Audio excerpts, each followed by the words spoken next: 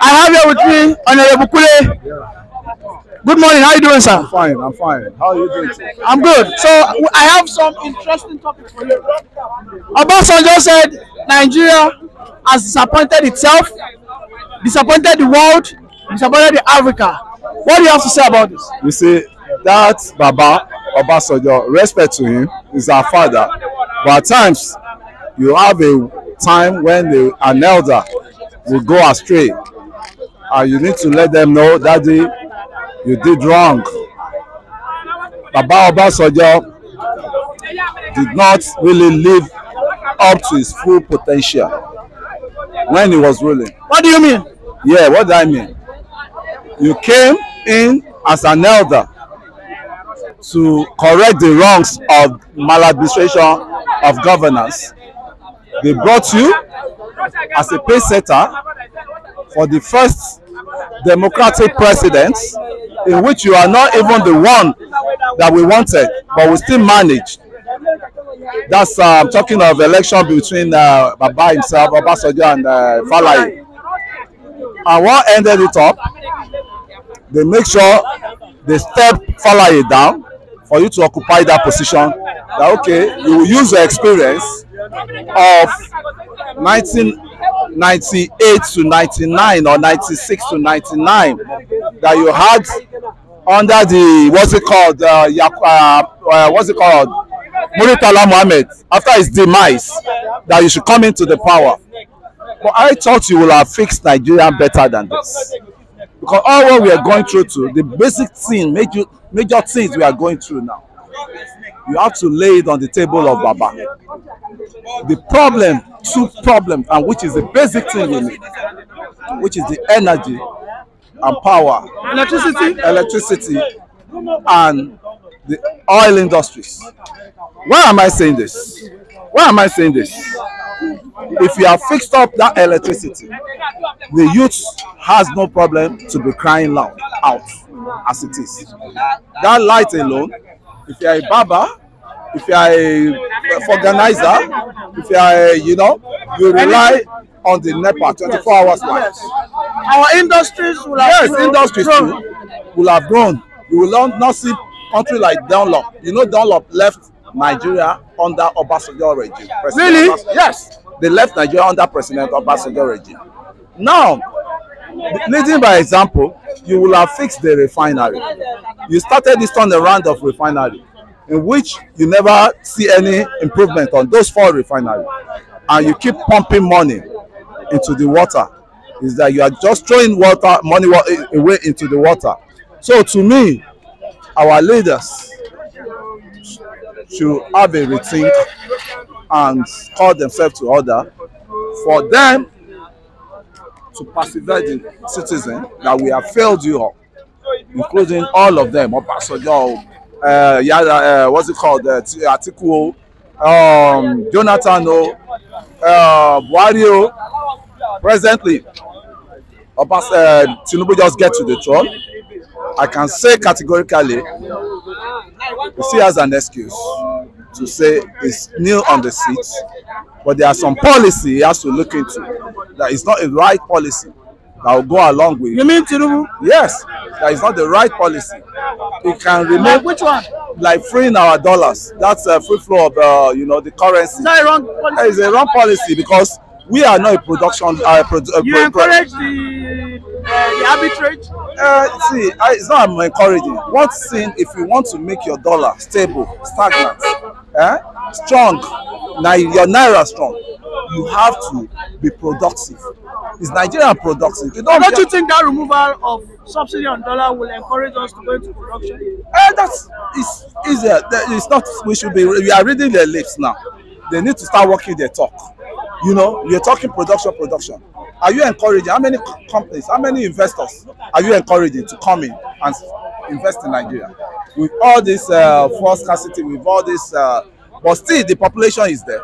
No matter anything we're going through, the international community will still prefer Nigeria as a destination to invest because of the population. But as it is, how well do we prepare our beds that we want a visitor to lie on? How well do we prepare? like you're expecting a visitor and you want to lodge him somewhere, or how well do you prepare the room you want to lodge a visitor in? It's a parable I'm just trying to make. We need to get our bearings right.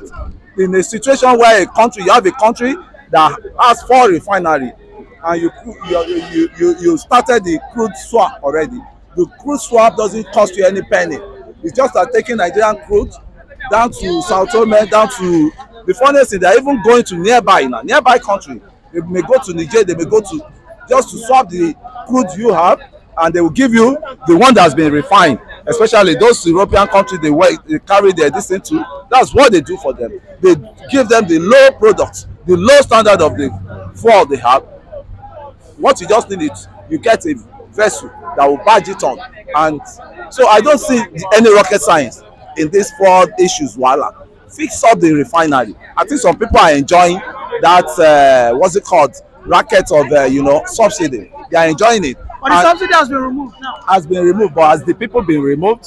Has the people been brought to question? How many of them have been brought to questioning? How many of them have been put on trial? That what you did, especially the managers of that refinery that have been turning around that refinery. At least if I give you a contract, or you give me a contract to get this done, and I default, I have to refund your money.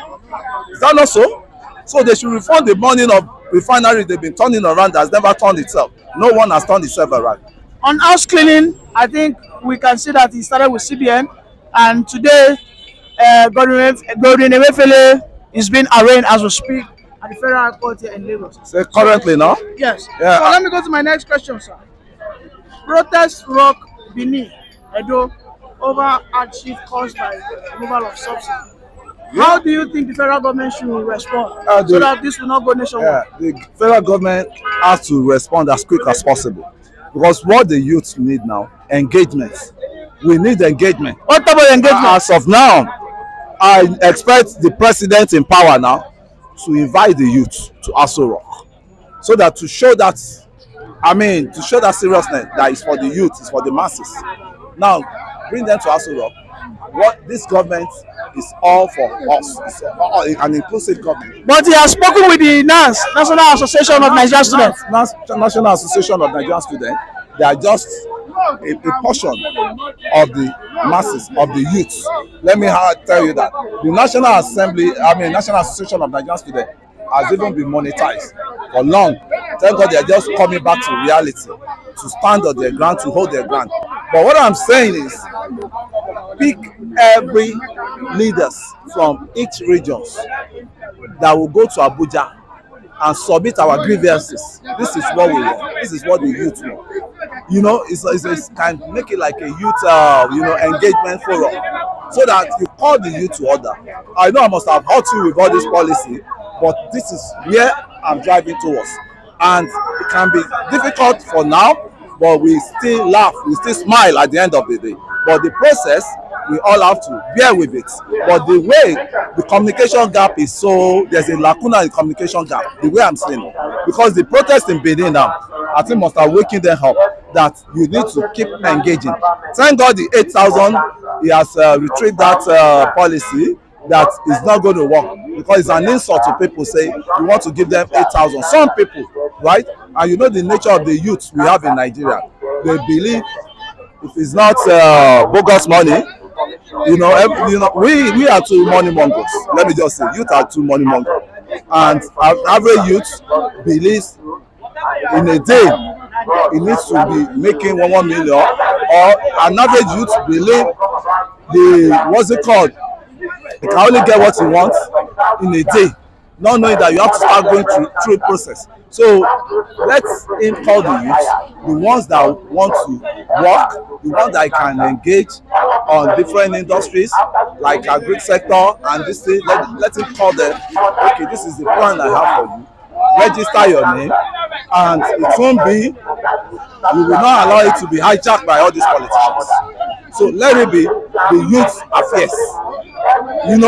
Create a youth affairs ministry that will take care of the youth.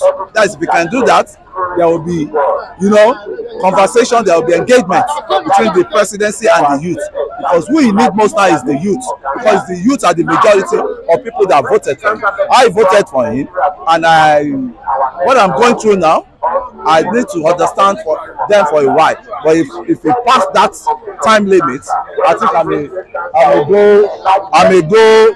I mean, I will hit the street running.